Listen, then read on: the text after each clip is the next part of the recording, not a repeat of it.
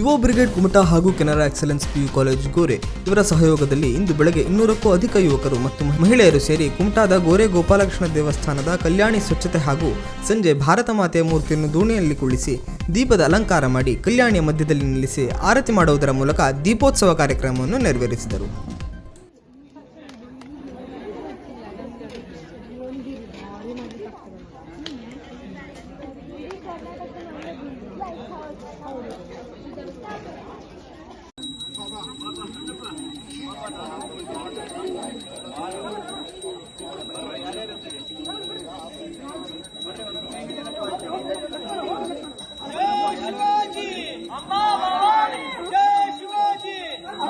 ವೀಕ್ಷಕ ಮಹಾಪ್ರಭುಗಳೇ, ನಮ್ಮ ಚಾನೆಲ್ ಅನ್ನು ಸಬ್ಸ್ಕ್ರೈಬ್ ಮಾಡಿ, ಶೇರ್ ಮಾಡಿ, ಪ್ರೋತ್ಸಾಹಿಸಿ.